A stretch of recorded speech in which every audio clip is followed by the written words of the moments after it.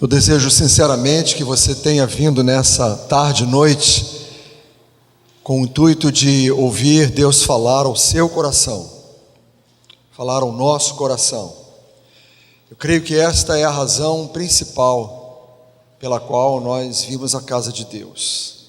Queremos, desejamos, aspiramos ouvir a voz de Deus.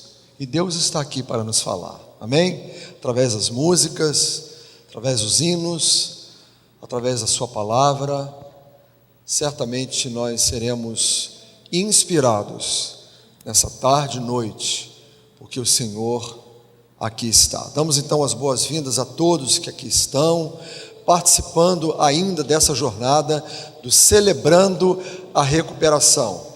Perguntaram-me se já havia acabado a série Celebrando a Recuperação. Ainda não. Está acabando às 17h30, pelo menos nesta primeira etapa. Próximo domingo, o pastor Israel vai falar hoje e no próximo domingo sobre depressão. Foi amplamente divulgado aí no nosso boletim, na igreja.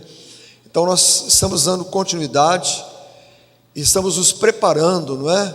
Para o lançamento do projeto aqui em nossa igreja, que acontecerá no próximo dia 17 de agosto.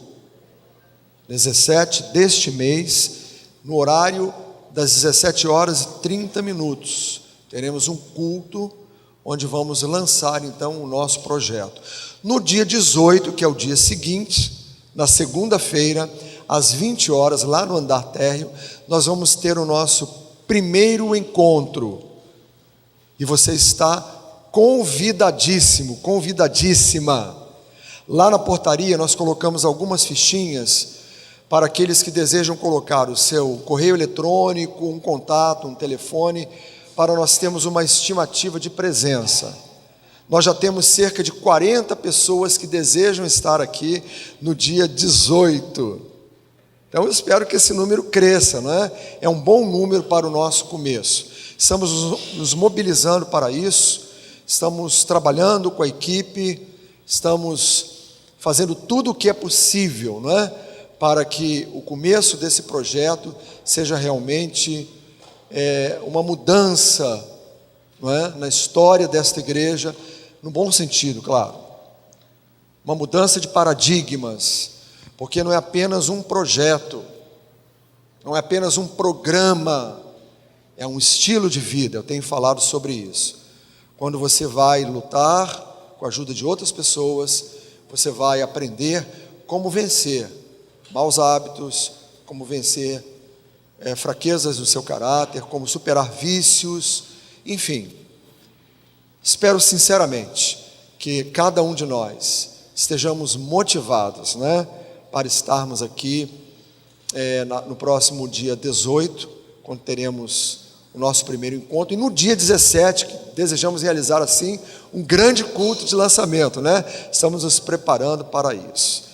No próximo sábado, que é dia 9 de agosto, lá no andar térreo, provavelmente na sala da MCA, eu vou trazer algumas informações do que é o Celebrando a Recuperação. E muita gente ainda não sabe o que é, tem perguntas a fazer.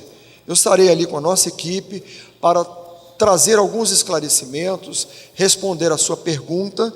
É uma reunião completamente informal, não é um início do Celebrando, estou esclarecendo isso, para que não haja nenhuma confusão. É um encontrão, né, que nós colocamos, encontrão de Celebrando, para tirar dúvidas e responder perguntas a respeito do projeto. Se você puder vir, não precisa fazer nenhuma inscrição, você pode vir a partir das 9 horas até o horário de 11, antes do horário do almoço, nós estaremos encerrando.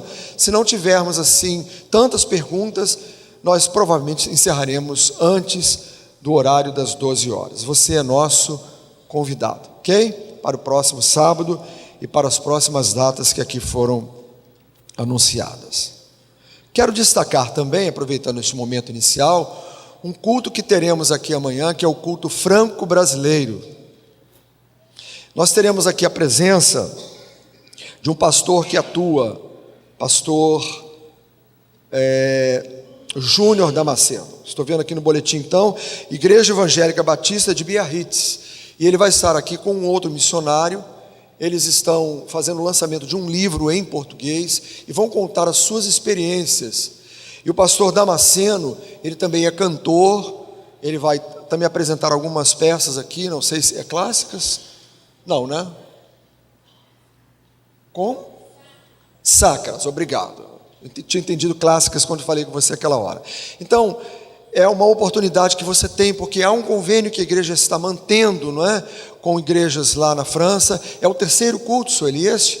Então, se você não pôde vir nos outros dois, como eu não pude, você poderá vir amanhã, será às 19 horas, aqui no nosso santuário, o nosso culto franco-brasileiro. Nós temos outras informações que podem ser lidas e também acompanhadas através do nosso informativo, né? Semanal, o nosso boletim. E você tem aí em mãos, se não tem, pode pegar na portaria e acompanhar assim toda a programação e as atividades da nossa igreja. Pergunto então se nesse momento temos conosco alguém que nesta semana completou mais um ano de vida, né? Completou o aniversário de nascimento, o aniversário de casamento ou de vida cristã, batismo. E gostaria que orássemos por você. Venha aqui à frente, por favor. Queremos orar pela sua vida. Agradecer a Deus por essa data. Temos alguém nessa feliz condição? Casamento, nascimento, vida cristã. Aniversário dia 30 de julho. Fiz aniversário, irmã Wanda, dia 30 de julho. Isso, fique aqui, Wanda, por favor. Mais alguém? Vamos então ficar de pé, vamos agradecer a Deus pela vida da Wanda, que completou mais um ano de vida recentemente. Que Deus possa abençoar a vida dela, possa continuar dando a ela saúde, paz e bênçãos ao seu coração. Convidar você, Sueli, para fazer essa oração, por favor. Vem aqui, por gentileza. Senhor, nós queremos te agradecer porque nesta hora nós estamos aqui na tua casa. Te agradecemos, Senhor, por esse momento em que nós estamos juntos e estamos reunidos, Senhor, para ouvir a tua palavra, para ouvir a tua voz. Senhor, nós te louvamos por isso. E também nessa hora queremos te agradecer pelo aniversário da nossa irmã. Nós te suplicamos que tu a abençoes, que tu estejas com ela, com a sua família, que tu a diriges, Senhor, em toda a sua vida e possas intervir, Senhor, nas suas situações. Ó Pai, nessa hora entregamos a ti este culto, rogando que tu mesmo possas conduzi-lo e, Senhor, que tu mesmo possas falar aos nossos corações. Em nome de Jesus. Amém.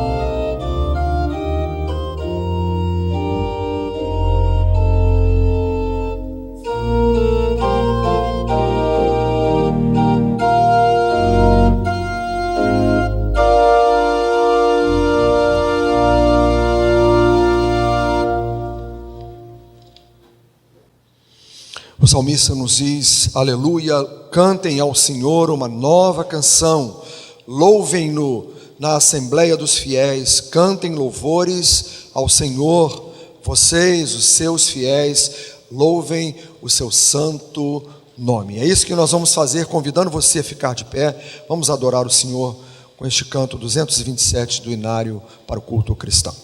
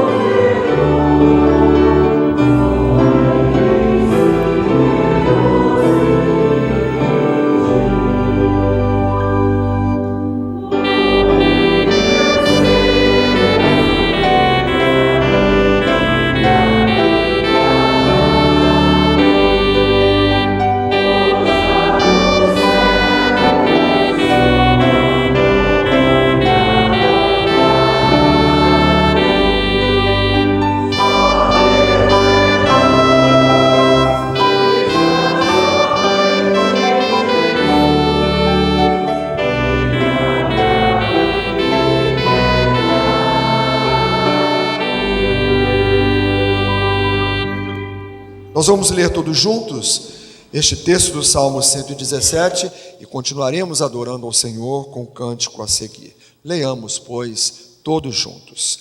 Louvem o Senhor todas as nações, exaltem-no todos os povos, porque imenso é o seu amor leal por nós, e a fidelidade do Senhor dura para sempre. Aleluia.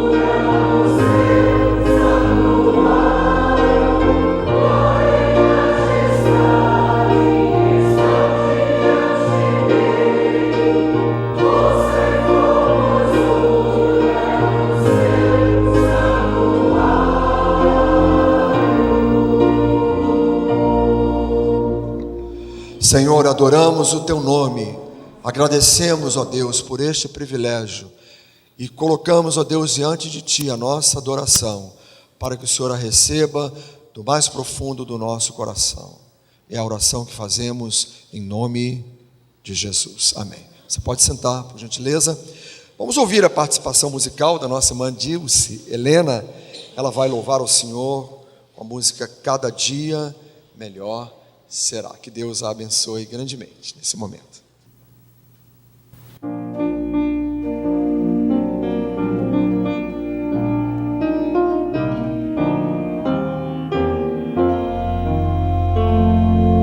Cada dia melhor será, venha nele o que vier,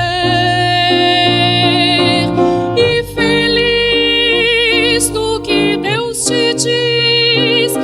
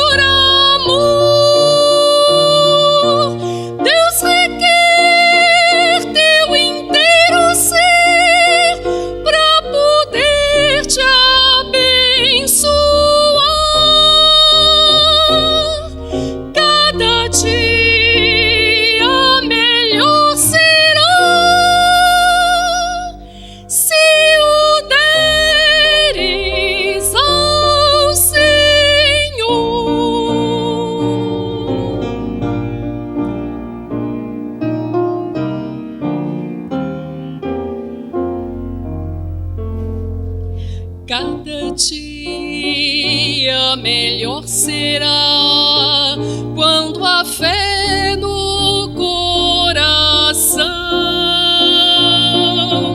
Tua luz é o Senhor Jesus na maior escuridão. Viverás e aprenderás a servir a Deus melhor.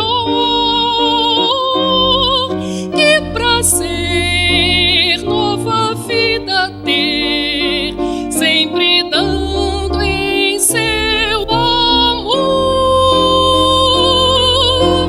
Cada dia melhor será se o deres ao Senhor.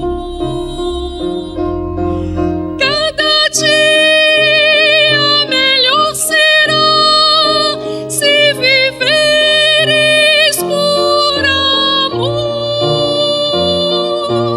Deus requer teu inteiro ser pra poder te abençoar.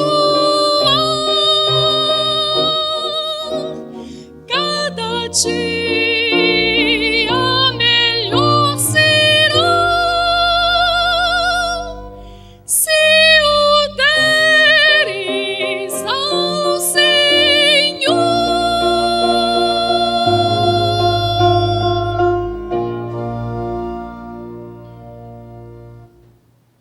Este é o momento de dedicarmos ao Senhor nossos dízimos e nossas ofertas. No capítulo 6 do Evangelho de Mateus, Jesus falando dentro daquele contexto do Sermão do Monte, ele vai trazer algumas exortações e ele vai falar sobre o cuidado dele sobre as nossas vidas. E eu deixo para você uma pergunta para que você responda ao Senhor, não é? Porque às vezes nós ficamos um pouco preocupados, ou ficamos muito preocupados, né? Com o nosso amanhã. E Jesus disse então que nós devemos deixar que o amanhã ele aconteça, porque dentro do amanhã já há as preocupações daquele dia. Ou seja, o dia de hoje é o dia de hoje, o de amanhã será um outro dia. Normalmente nós antecipamos, né, as preocupações. Jesus está falando ali sobre o cuidado que ele tem com aqueles que são seus filhos. E ele diz então: buscai primeiramente o reino de Deus e a sua justiça, e todas as demais coisas vos serão acrescentadas. Capítulo 6, verso 33 ou 34. Então, ele fala: deixe que o amanhã cuide do amanhã, né? Porque basta a cada dia o seu próprio mal, no sentido de que a cada dia nós temos lutas a serem vencidas. Por que falo isso neste momento? Porque quando nós colocamos a nossa vida nas mãos de Deus, para que Ele possa cuidar, e deixamos Deus cuidar da nossa vida, Ele o faz como um todo. Ele não cuida apenas das finanças, Ele não cuida apenas da saúde, Ele não cuida apenas da família, mas Ele cuida de nós como um todo.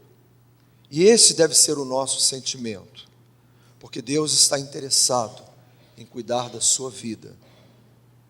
Não precisamos, às vezes, ficar preocupados, né, demasiadamente preocupados, se amanhã Deus vai nos sustentar. Deus vai nos sustentar, porque Ele nos ama e porque Ele é um Deus que cuida dos seus filhos. É por essa razão, então, que nós, com alegria, devolvemos a Deus parte daquilo que Deus nos dá.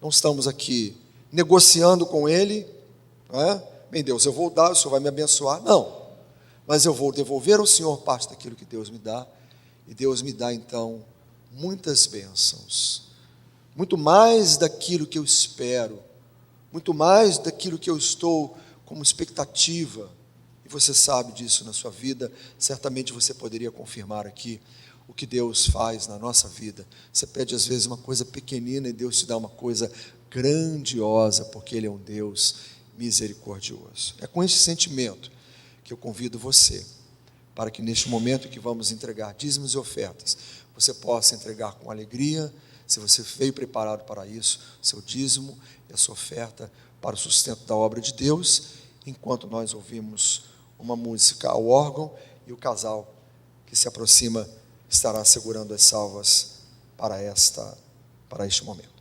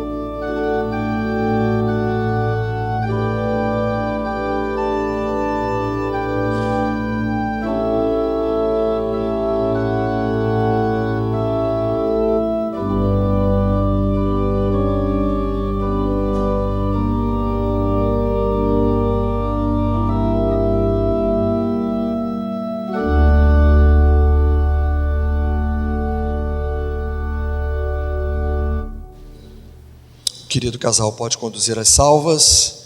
Vamos ouvir mais uma vez a participação da nossa irmã Dilce Helena, preparando-nos assim para ouvirmos a mensagem que Deus tem para o nosso coração no início dessa noite.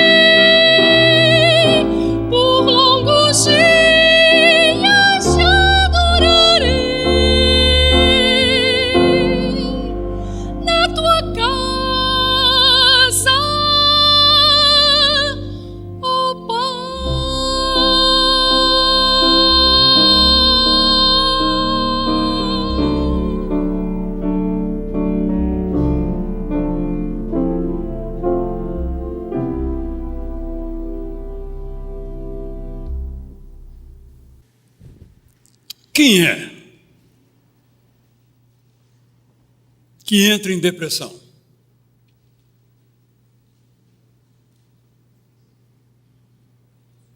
Pessoas fracas, pessoas que não são assim muito fiéis a Deus,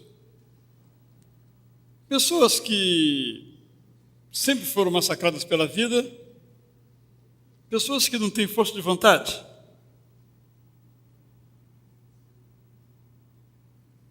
Boa parte das pessoas pensa isso. Você está deprimido porque você quer. Basta você levantar esse seu ombro caído, dizer, posso todas as coisas que Ele me fortalece, vai embora a depressão. É simples. Mas você continua nessa assim. Você é uma pessoa fraca. Aí o deprimido afunda mais ainda. Porque além de sua enfermidade, tem que conviver com a culpa. Eu sou deprimido e a culpa é minha.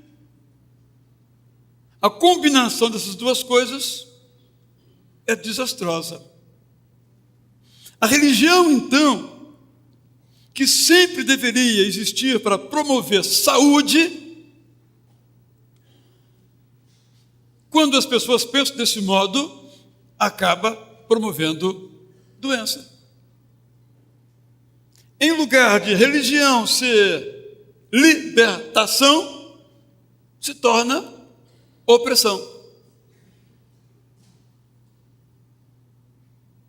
Outro aspecto que eu quero mencionar para introduzir nosso tema de hoje, e não vai ser só hoje, semana que vem, não tem como tratar desse assunto tão curtamente assim, teremos outros pela frente, se Deus permitir. Já mencionei isso em outro contexto, é a supersimplificação das coisas. Se é verdade que há pessoas que complicam tudo, tudo é complicado, tudo é difícil, há pessoas que querem simplificar tudo. Vou dar um exemplo banal, e se alguém tem esse adesivo no automóvel, não me leve a mal. Ora que melhora. Claro que é verdade. Ninguém está discutindo que isso seja verdadeiro ou falso. É verdadeiro. Mas as coisas não são tão simples assim. Aí eu oro e não melhoro. Então eu não orei direito. De novo, culpa. Como é que eu devo orar então? Você tem que orar de joelhos, tem que orar subindo uma escada, tem que orar fazendo uma oferta. Se você orar assim, Deus vai ouvir você. Mas orar assim, desse jeito, naquela sua igreja friazinha, não vai funcionar. Aí você vai na outra igreja que é bem animada, bem agitada, ora e não melhora. Então você é o problema. Não tem jeito. Eu estou apenas com essa introdução mostrando que nós não podemos ser simplistas demais. Terceiro aspecto também introdutório, muito necessário no nosso contexto cristão.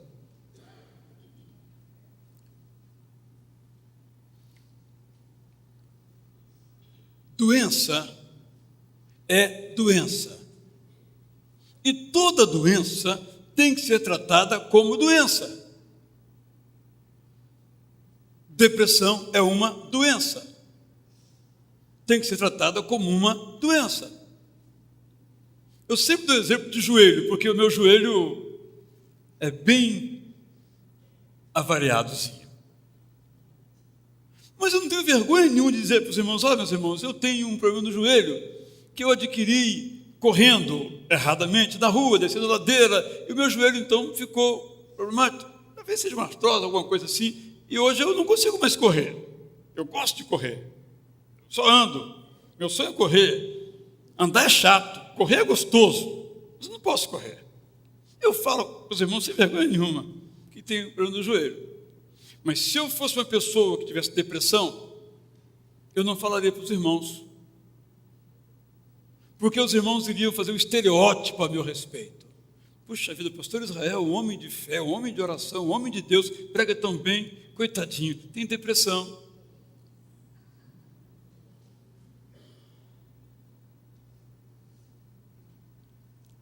O maior pregador da história do cristianismo se chamava Charles Haddon Spurgeon,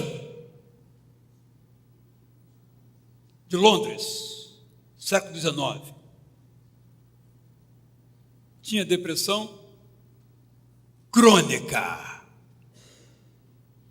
A vida inteira com depressão. Muitas vezes ele saía da cama para pregar e do púlpito para a cama. O maior presidente da história dos Estados Unidos, Abraham Lincoln, tinha depressão. Ele diz: eu daria todo o dinheiro do mundo se eu pudesse ficar livre desse demônio. É a palavra que ele usou.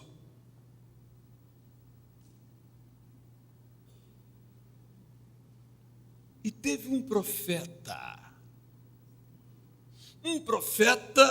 tão corajoso, tão forte, nos termos humanos, podemos dizer, tão poderoso, que ele desafiou a um Deus, o Deus Baal, e todos os seus profetas, e aniquilou a todos eles.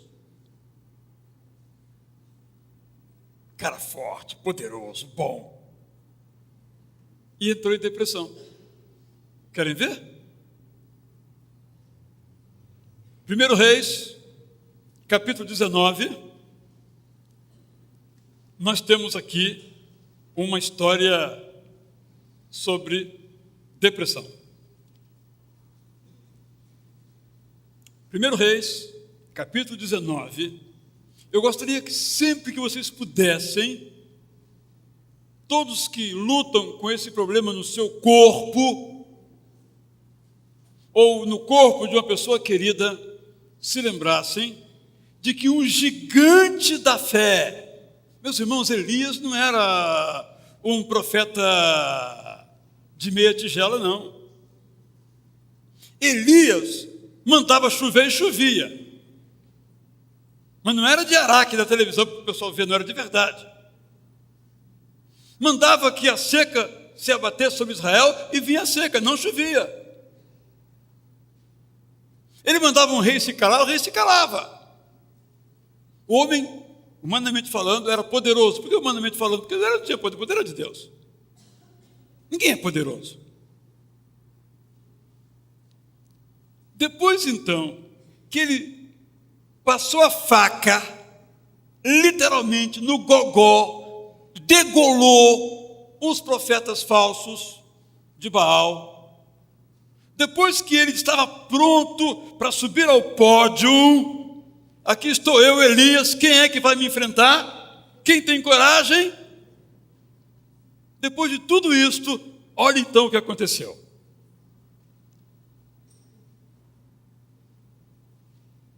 19:1. O rei Acabe contou à sua esposa Jezabel tudo o que Elias havia feito e como havia matado a espada todos os profetas do Deus Baal. Jezabel mandou um mensageiro a Elias com o seguinte recado: que os deuses me matem se até amanhã a esta hora eu não fizer com você o mesmo que você fez com os profetas. Na nossa linguagem assim: Elias, eu vou fazer picadinho de você, tal como você fez com os meus profetas. Elias ficou com medo e, para salvar a sua vida, fugiu com seu ajudante para a cidade de Berseba, que ficava na região de Judá. Deixou ali o seu ajudante e foi para o deserto, andando um dia inteiro. Meus irmãos, eu fiz esse caminho de ônibus. Dá mais ou menos uns 100 quilômetros. De ônibus a gente vai em 2 horas. porque é muito sinuoso. Andou feito um louco, ele nem olhava para trás. Vai que Jezabel estivesse atrás dele com seus soldados, nem olhava, só olhava para frente.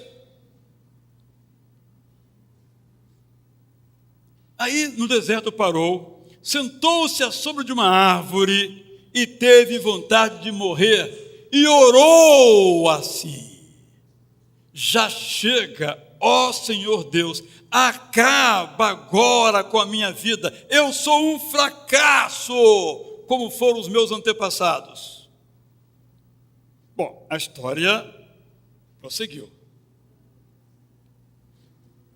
Claro que naquela época não havia o conhecimento médico, científico que é hoje para diagnosticar o que é que o Elias tinha.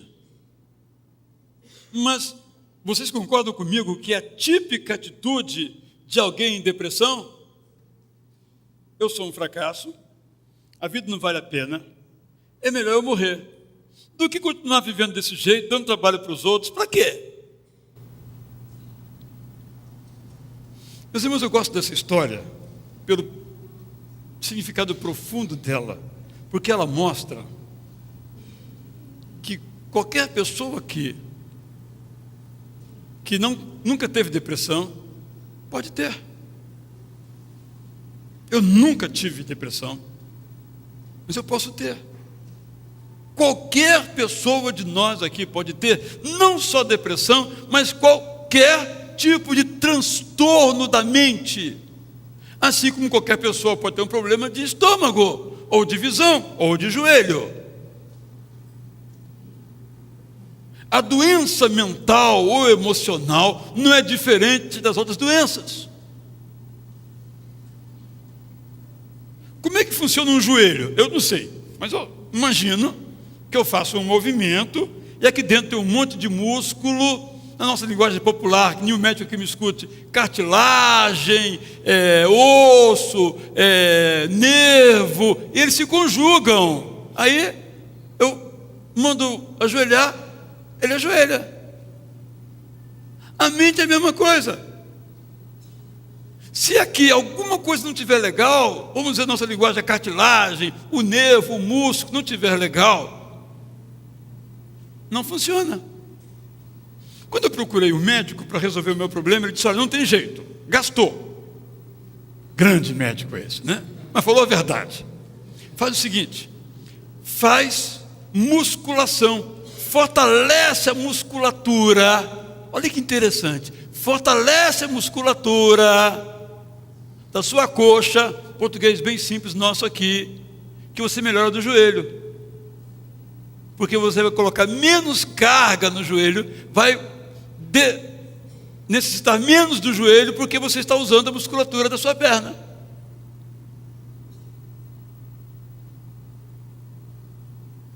Então eu convivo com a minha, vamos chamar, que eu não sei se é esse o diagnóstico, artrose.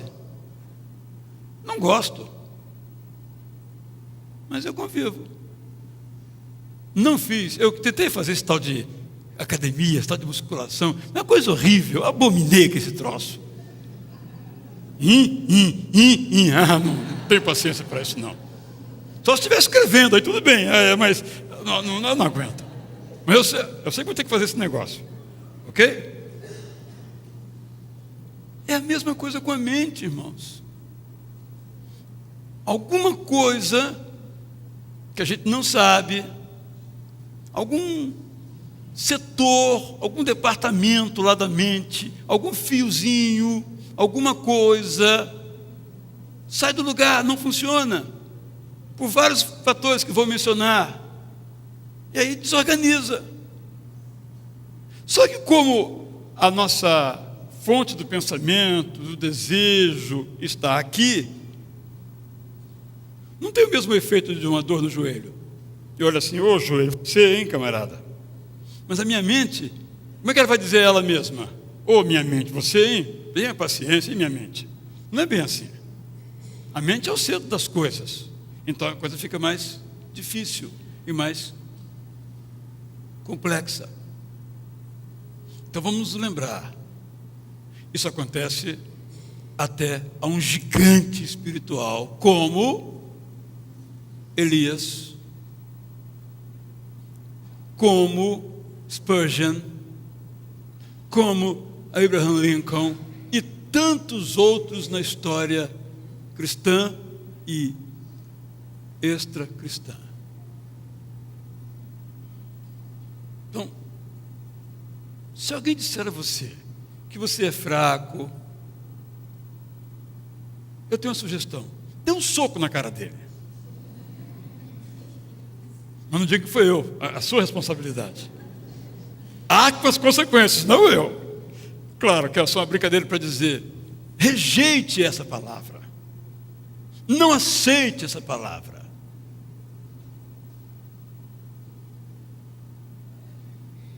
É importante a gente procurar se manter íntegro e não permitir que coloquem sobre as nossas costas um peso adicional. Já temos um peso, nossa doença, e vão dizer ainda que o meu problema é que eu sou fraco, que eu não tenho força de vontade, que eu devo ter cometido algum pecado e Deus então está me castigando, pesando sua mão sobre mim. Não aceite. Na linguagem que a gente usa às vezes, isso não vem de Deus, isso vem do diabo. Pode ser dito por pastor, por um parente, por um amigo, isso não vem de Deus. O que Jesus Cristo diz: venham a mim todos os sobrecarregados, podemos dizer com a depressão, com qualquer tipo de transtorno mental, qualquer tipo de cansaço físico, cansaço espiritual. Venham a mim, estão cansados, e eu vou aliviar vocês. Agora, se alguém se dizer em nome de Jesus, em vez de aliviar, põe mais carga, é de Jesus? Eu estou insistindo nesse ponto, porque um dos grandes problemas do depressivo é a culpa. Ele acorda, mas não quis acordar. Ele precisa trabalhar, mas não tem força, a perna não se movimenta, não tem ação, ele não consegue. Aí ele diz: eu sou realmente um fracasso. Como aqui, na tradução da linguagem de hoje, Elias se sentiu: eu sou um fracasso. Não, você não é um fracasso, você está doente, é só isso. É uma doença complexa? É, mas é uma doença. É importante esse esclarecimento preliminar, porque, repito, doença com culpa é um somatório explosivo, inescapável. E sair de uma depressão é difícil, se vier com culpa, desculpem, é perto do impossível. Porque se você sair de depressão e continuar com a culpa, vai ter outra doença, vai ter outra coisa, porque você é culpado. Então, gostaria de deixar bem claro esse assunto.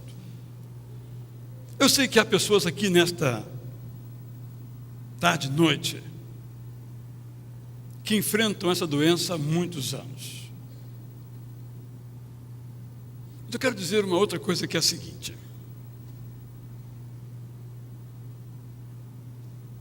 nós somos pessoas diferentes. E eu li uma coisa muito interessante, que é a seguinte: quando você pega um remédio qualquer, você lê lá a bula. Ela diz: olha, pode provocar isso, isso, isso, isso e isso. Você toma, não provoca nada. O outro toma o mesmo remédio para o mesmo problema e tem aqueles sintomas. Porque a bula é um negócio geral, mas nenhum de nós é geral. Cada um de nós é único.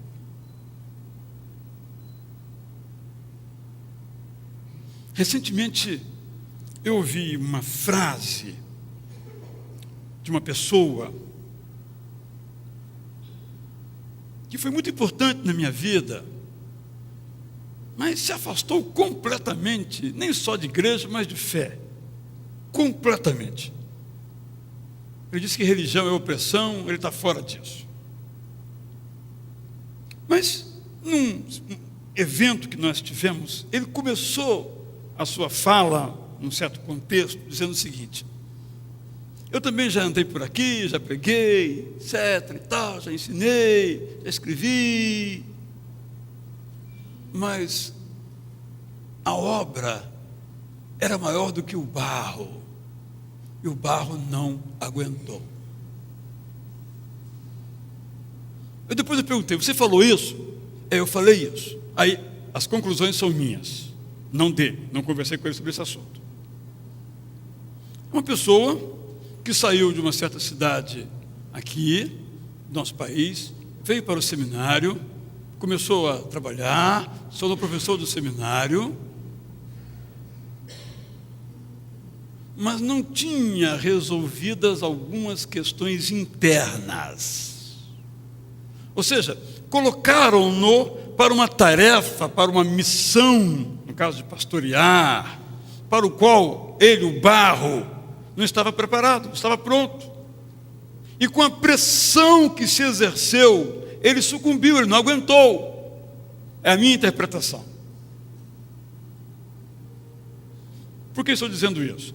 Porque a gente começa a se comparar. Mas, puxa vida, aquela irmã perdeu o marido, está lá sorridente, até casou de novo. Aquela outra irmã está de preto há 20 anos. Perdeu o marido e morreu junto. Sabe por quê? Porque nós somos pessoas diferentes.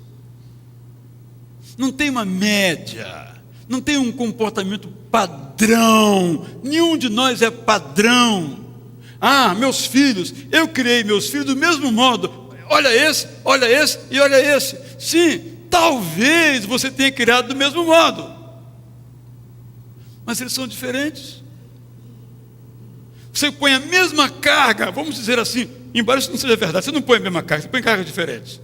Vamos dizer, vamos imaginar que você pôs a mesma carga no filho 1, no filho 2, no filho 3. Um tira de letra: meu pai era maravilhoso. O outro: meu pai, não sei não, meu pai era meio estranho. Eu odeio meu pai, o que ele fez comigo, mas ele fez, entre aspas, igual com os 3. Só que os 3 são diferentes um do outro. Gente, nós temos que entender isso, a nossa singularidade.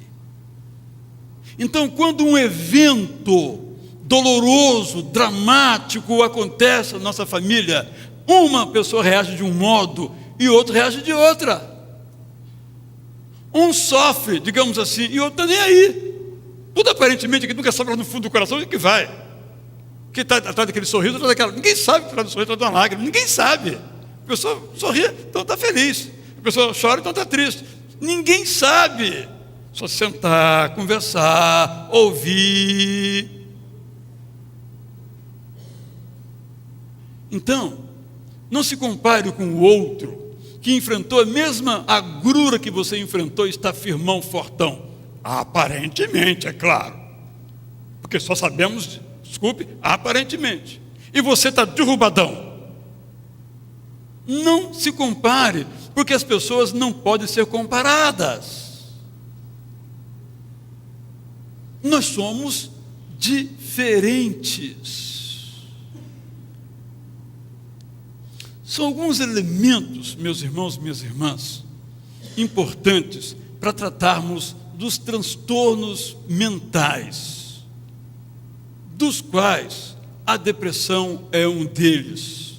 Talvez seja o transtorno que mais ocorre, quantitativamente falando, e a OMS estima que 10% da população mundial sofrem de depressão. Então, são alguns pontos importantes para a gente entender. Bem, Deus cura? A resposta é sim e não. Porque a cura não depende de quem ora, de quem pede, do modo como se ora. A cura depende de Deus. É uma decisão de Deus, e isso é mistério. Eu não posso dizer assim, olha, botar um alto-falante na rua, venho hoje à igreja Batista Curuçá, porque hoje Deus vai curar 100 pessoas. Eu não posso fazer isso. Porque hoje vai ser uma noite de milagres. Eu não posso fazer isso. Porque se eu fizer isso, sou eu quem cura. Não sou eu quem cura. Quem cura é Deus, e Ele decide. Então Deus cura de depressão? A resposta é sim e não. E o sim ou não tem a ver com a santidade da pessoa? Não. O apóstolo Paulo não tinha um espinho na carne? Alguém aqui é mais santo do que o apóstolo Paulo? Se você acha que é, ele foi arrebatado até o terceiro céu e viu coisas que nem ia narrar, que ninguém ia entender, de tão inefáveis que era. Portanto, um homem santo. Foi curado no que pediu? Não. Por quê? Mistério. Qual foi a resposta de Deus para ele? A minha graça te basta. Grande resposta, hein? Francamente, hein? Eu estou aqui num problema danado, uma doença lascada, que me tira a alegria de viver. Eu sou um cara fiel, eu oro, Senhor, me tira essa doença. Ele diz, ô Israel, a minha graça te basta. Coço a cabeça, eu sempre coço a cabeça quando não entendo uma coisa, eu coço a cabeça. A minha graça te basta. O que vem a ser isso, hein, gente? Minha graça te basta. Está doendo, e continua doendo, mas a minha graça te basta. Porque, de novo, nós gostamos de simplificar, repito, demasiadamente as coisas. Deus cura, e às vezes não cura. Às vezes cura, às vezes não cura. Às vezes não cura, e às vezes cura. Se alguém souber por quê, está mentindo. É mistério. É da vontade dele. Ele decidiu assim. Louvado seja Deus. Ponto. Os pensamentos dele são mais altos do que os nossos, não podemos alcançá-los, de Jeremias. Ponto. É legal isso? Não. Mas se nós soubéssemos, nós seríamos Deus. E nós não somos. Para que serve então a religião? Ter fé então para quê?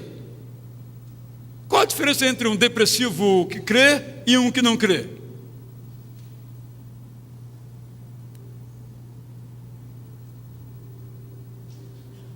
Penso que isso se aplica à depressão, a qualquer outra enfermidade, inclusive física.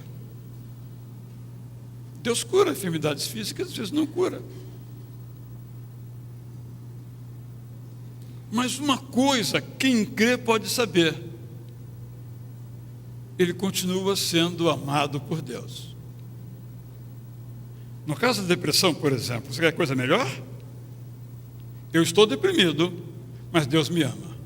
Então não vem me botar culpa, porque aquele lá já me disse que me ama. Então, comigo não cola.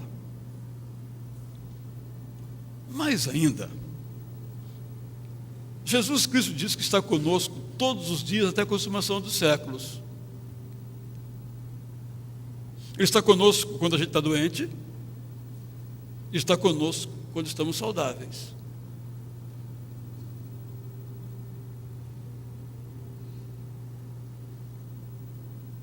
Eu acho que isso faz uma grande diferença. Mas penso também, em terceiro lugar, que uma fé madura gera em nós força para viver. e sabedoria.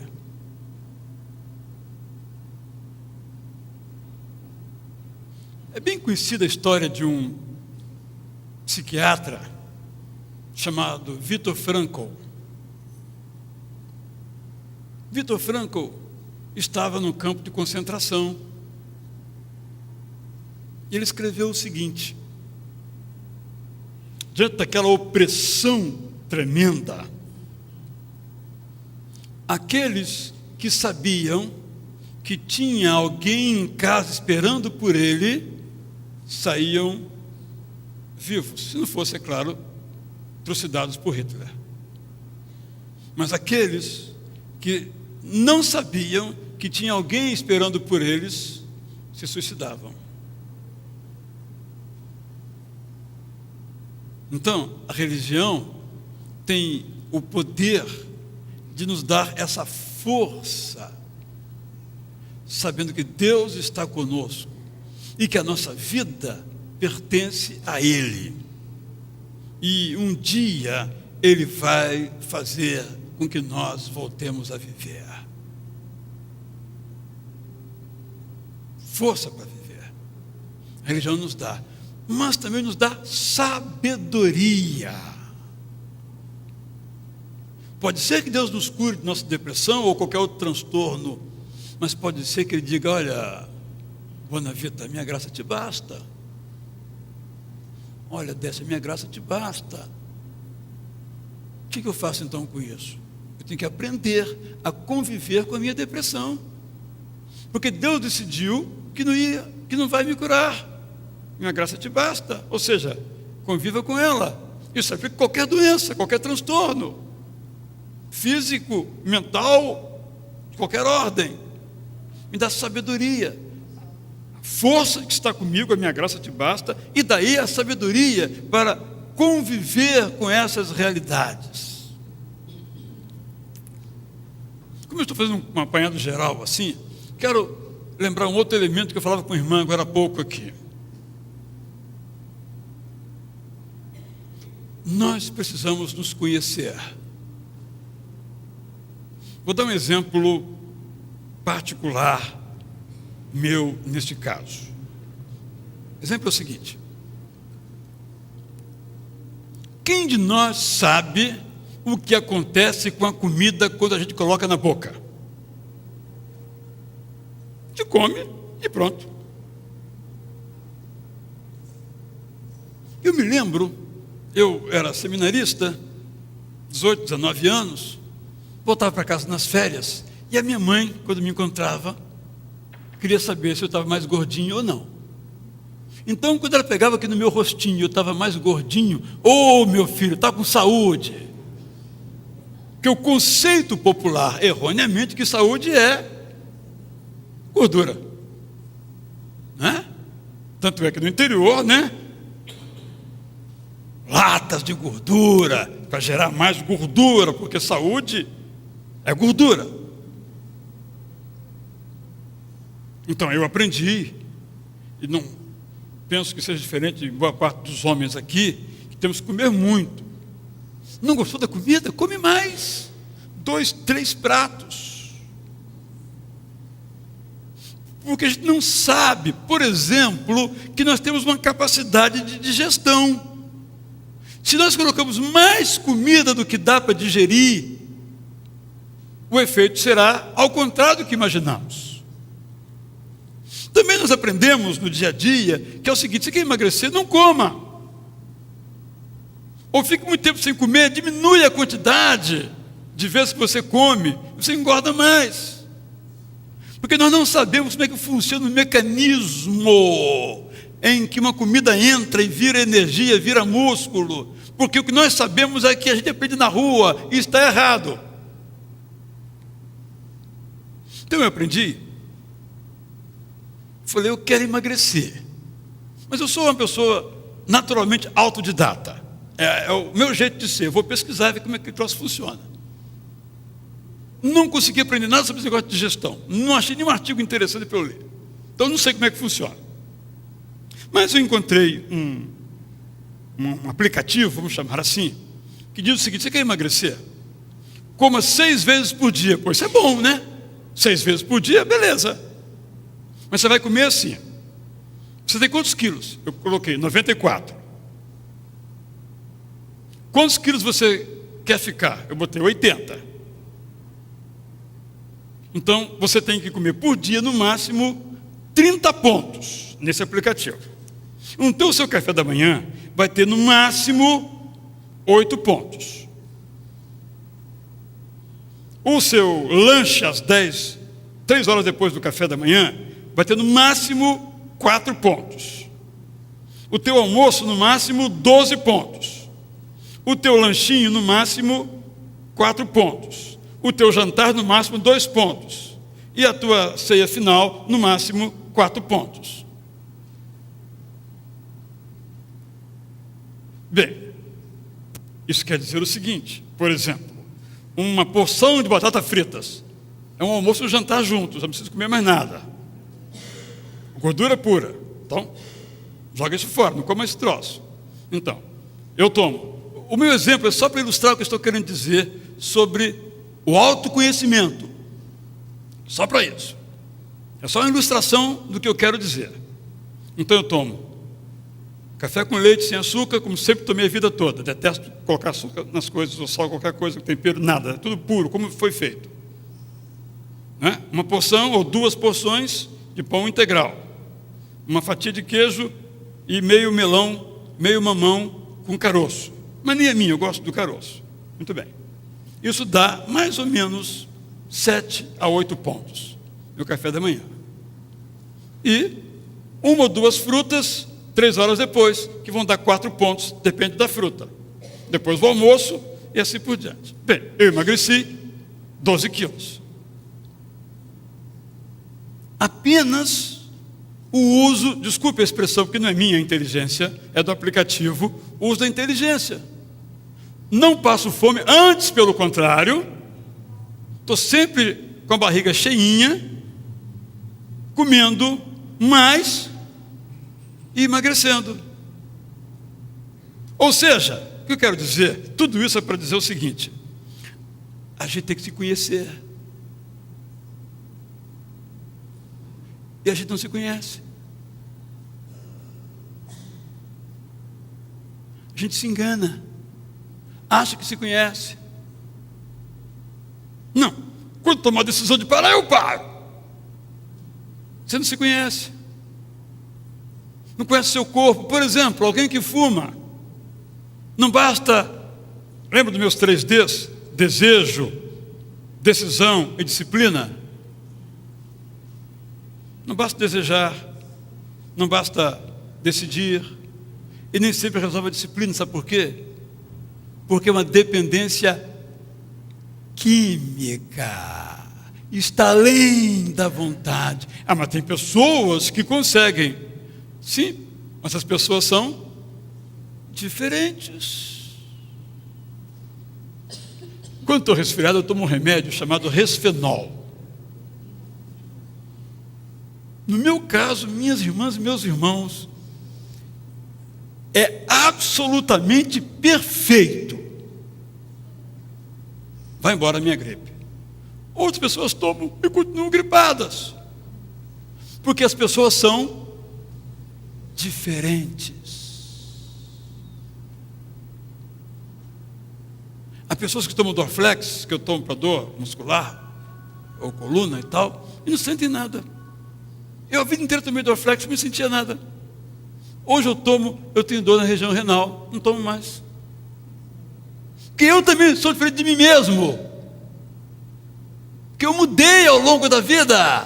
Eu não sou mais o mesmo. Nem o mesmo remédio que eu tomava, que não tinha contraindicação nenhuma, agora tem. Então nós precisamos nos conhecer nosso corpo. Como é que é o processo digestivo? Como é que é o nosso sono? Como é que a gente dorme? O que é que provoca em mim um sentimento de tristeza? O que é que provoca em mim isto ou aquilo? Aí a sabedoria que Deus me dá me diz: vou evitar. Aquele famoso, né? Se você quer parar de fumar, não beba café. por alguma razão, há uma associação. Aí você toma café, vontade de fumar. E aí? Já era, já está fumando. O que acontece, então, com a gente que provoca esse estado A ou B em nós? O que é que faz com que, de repente, a gente está de bom humor e a coisa começa a degringolar e nada mais acontece? Nós temos que estudar um pouquinho a gente mesma e perceber qual é o problema, para quem sabe, com essa sabedoria vinda de Deus, a gente possa evitar algumas situações que a gente tem. Bem, eu só introduzi o assunto. Cada um aqui ouviu, algumas coisas não disseram nada para você, outros disseram alguma coisa, mas se eu pudesse resumir tudo isso numa só palavra, é a seguinte: você é uma pessoa única, até na sua doença. Não se compare e não queira ter o desempenho que as outras pessoas têm. Você não é um número, você não é uma máquina, você não tem que fazer no ritmo das pessoas, você é você. Mas não use isso contra você, use a seu favor. Já contei essa história de uma mensagem, vou repeti-la. Um seminário, eu e Dinê, quem veio pela manhã viu, o Zé Célio, que está agora doente, Solange Cardoso de Abreu e outros colegas, éramos muito inteligentes, éramos os melhores da turma, é verdade, éramos mesmos, mas tinha um, não vou falar o nome, que internet é uma coisa terrível, né? Mas tinha um que era burro, estou usando a nossa linguagem daquela época, o cara era burro, fazia cada pergunta, a aula estava empolgante, o cara perguntava uma coisa de 3 semanas, aí nós não aguentamos, não deu para aguentar mais. Fizemos uma comissãozinha ali informal e fomos ao pastor Ruter, nosso membro aqui, que era então o nosso deão. Pastor Ruter, fulano não dá, ele tem que sair da nossa turma, porque ele atrapalha o rendimento, nós temos muito bem, mas com ele não dá. Ele não se lembra disso, mas eu depois narrei para ele. Ele disse: Israel, Solange, Dinê, Célio, Ivan, os geninhos da turma, cada um tem o seu ritmo. Eu nunca me esqueci daquela grande aula.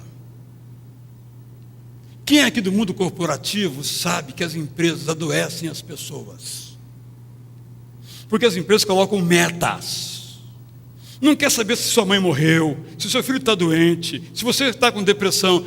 Tem que bater a meta, se não bater é demitido. Esse é o mundo selvagem. A gente tem que viver nele. Eu quero dizer que, a despeito de dizerem que nós somos uma massa amorfa, que nós somos todos iguais, que nós não somos iguais, para o bem e às vezes para o mal, né? Gostaríamos de ser ágeis, velozes. Já pensou se eu cantasse como a irmã aqui? Seria uma maravilha. Mas a minha voz é simplesmente horrorosa. Vocês já se acostumaram a ouvi-la. Mas um membro novo que chega aqui, como é que esse cara prega? Uma voz horrível. Eu fui numa igreja que um pastor também tinha uma voz tão ruim quanto a minha. Eu fiquei, caramba, como é que o pessoal aguenta esse cara o tempo todo? Mas acostuma, o amor, né? Acostuma a ouvir aquela voz horrorosa. Nós somos, eu estou repetindo esse ponto, meus irmãos, diferentes. Aquele input que acontece aqui com ele reage de um modo, porque ele é uma pessoa, mas acontece com ela reage de outro modo, porque ela é outra pessoa. E Deus nos trata como indivíduos, isto é, como pessoas únicas, singulares, na saúde ou na doença, em nossas dificuldades. Eu quero terminar. Eu só introduzi. Vou na semana que vem, depois, quem sabe, na outra semana também. Eu informo aos irmãos.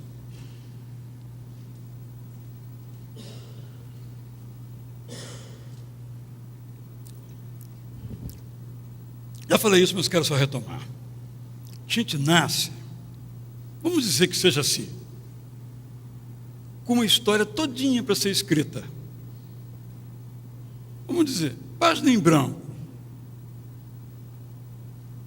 Aí, nossos pais, nossos vizinhos, nossos professores vão pegando pela nossa mão e vão escrevendo a nossa história naquela página em branco. Aí chega uma época da vida, a gente olha para aquele livro da nossa vida e diz: isso não gostei, não é isso que eu quero para a minha vida. Mas você não pode pegar esse livro e queimar. Essa é a sua vida, para o bem e para o mal. Como fazer, como diz o apóstolo Paulo, para que todas as coisas converjam para o seu bem? Esse é o desafio. Como fazer que a sua doença converja, nem sei se é assim que conjuga o verbo, para o seu bem? Você a tem, não tem? Seja qual for a sua doença, como é que ela se transforma num bem, embora seja mal?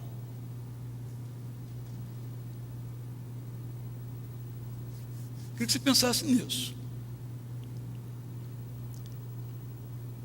E algumas pessoas mais abençoadoras com que eu já convivi, nós colocaríamos na lista dos fracassados. E de fato, olhando grosso modo, fracassados. No entanto, felizes e abençoadoras. Porque pegaram o livro da sua vida e disse: não é essa a história que eu queria que fosse escrita, mas foi. Eu vou pegar essa história, agora eu vou reescrever essa história. Em qualquer campo, em qualquer área da nossa vida. Essa é a proposta do Celebrando a Recuperação. Pegue a sua vida de volta, se você a perdeu. Por uma doença, por uma herança familiar, por um trauma, por uma depressão. Pega de volta. Não vou dizer que é da noite para o dia. Não vou dizer que é fácil como beber um copo d'água. Mas o que eu vou dizer é que é possível. A Bíblia está cheia de histórias de pessoas que reescreveram a sua história. Algumas convivendo com o seu problema. E outras nunca mais tendo qualquer sintoma do seu problema, seja qual for. Eu sempre digo, se todo o Evangelho pudesse ser resumido, é João 3,16. Deus ama você.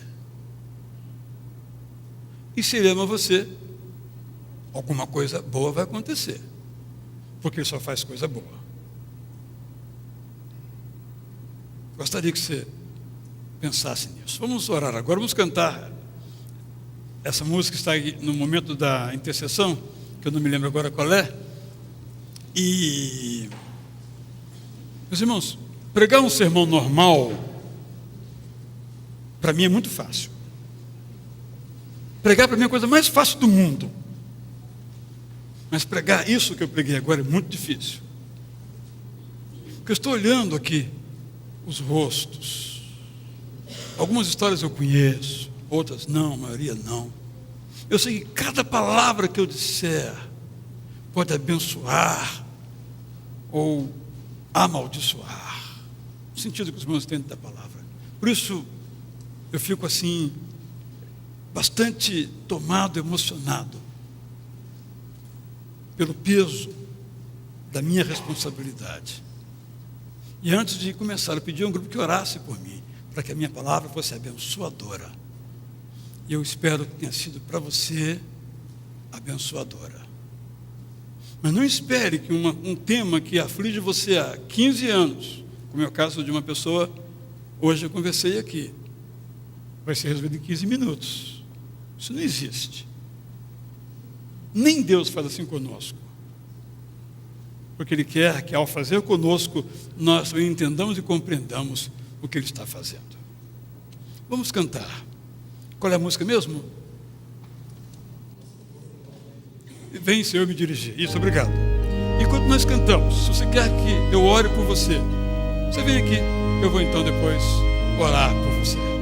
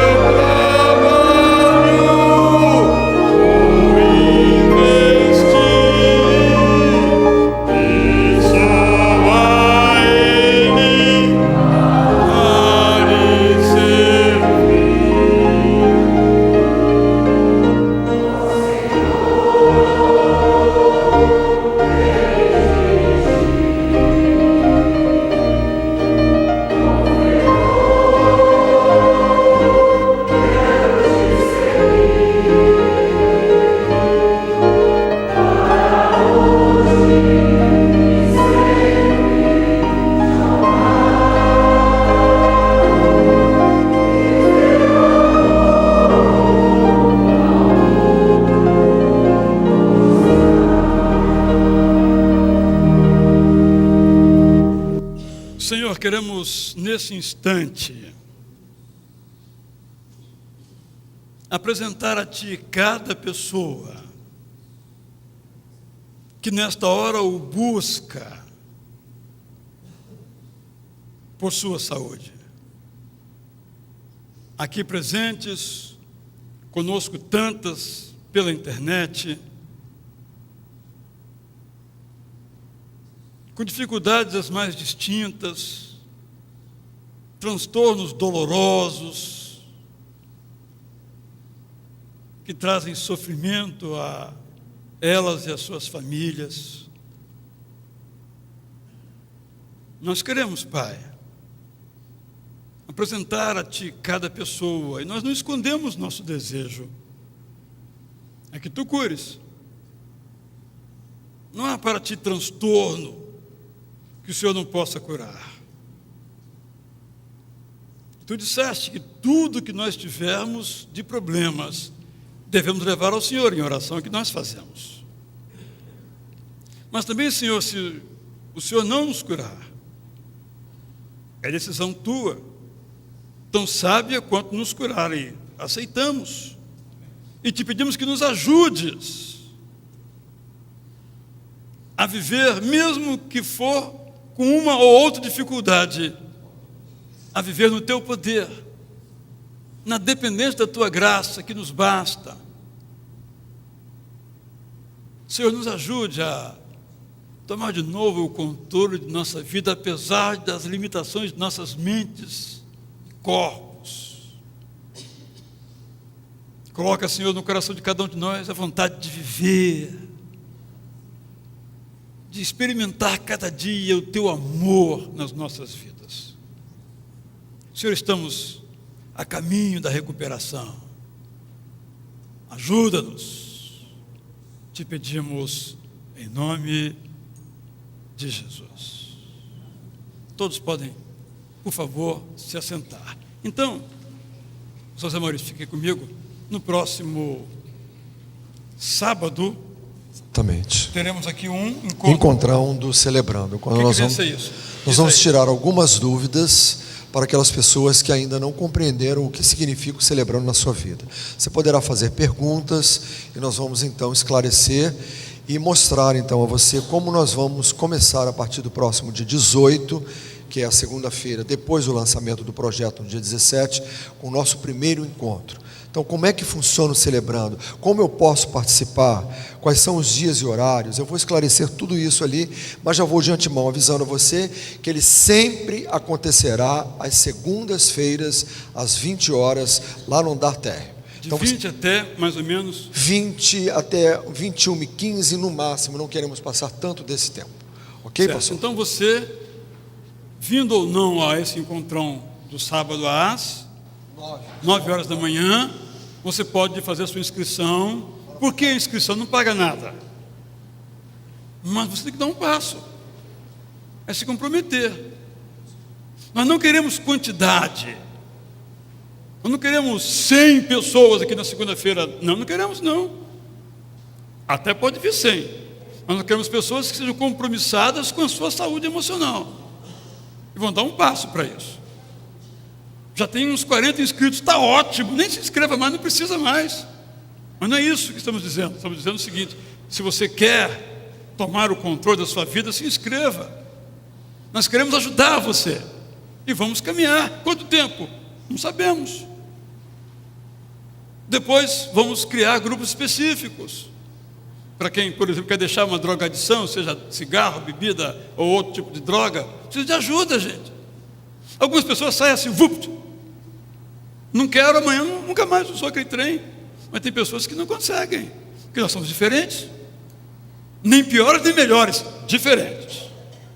É bom termos isso em mente, gente. Não somos piores nem melhores. Somos todos igualmente pecadores. Massacrados às vezes pela vida. Nós somos diferentes. Cada um tem o seu ritmo. Então, se tem pergunta, não se sinta envergonhado porque uns não entenderam, você não entendeu. Os outros são os outros. Às vezes nem entenderam, mas foi aquela cara de que entenderam. Você não entendeu, você é honesto, não entendeu, pergunte. Então, no dia 9 teremos isso. Na semana que vem eu vou falar, então, se Deus me permitir, sobre as causas, quais os fatores fatores que desencadeiam a depressão, que são de diferentes tipos. Não podemos colocar tudo no mesmo caldeirão, são coisas diferentes. E logo também a terapêutica é diferente, o cuidado é diferente. Aí no dia 18 vamos ter o lançamento, 17 o lançamento aqui do Celebrando, um culto bonito, colocar nossas vidas de Deus, e depois vamos continuar por mais alguns domingos aqui às 5h30 com esse assunto, e eu vou então abrir chance para perguntas, para a gente poder esclarecer, tirar dúvidas, que eu aprendo com as perguntas. Meus irmãos, já disse isso, vou repetir e vou terminar. Eu era absolutamente ignorante sobre o assunto depressão. Ignorância em estado absoluto. Eu era professor, fiz filosofia, doutor em filosofia, estou dizendo isso não para os irmãos entenderem, mas em matéria de depressão eu era absolutamente ignorante. Para mim, depressivo era um bobão. Levanta aí, rapaz, como a maioria da população. Pastor aqui, imbecil, eu era um imbecil. Aí um dia eu fiz uma oração, e na oração eu falei alguma imbecilidade, que eu não sei qual. Estava saindo, mais ou menos nessa posição aqui, isso foi em 2004, eu acho, nessa posição aqui. Alguém me bateu aqui nas costas, eu olhei, era o doutor Edson Landes. Ele falou assim: olha, Rael, depressão é uma doença. Eu, ignorante, não sabia disso, mas eu sou um cara inteligente, isso eu sou. Eu fui estudar o assunto. Aí eu li toda a literatura disponível em português e tudo que havia disponível em inglês sobre o assunto. Eu gastei umas 200 horas pesquisando o assunto. Aí preguei umas 7 ou 8 mensagens sobre depressão, que está no meu livro Diante da Depressão, que está esgotado. Ninguém quer publicar o livro, mas o livro é ótimo, um dos melhores livros é este. Mas ninguém quer publicar, o que eu posso fazer? É assim mesmo, funciona.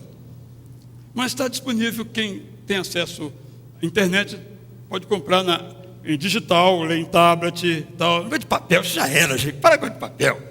Não é? Vocês podem comprar lá, amazon.com.br. Não é propaganda, só para dizer o seguinte: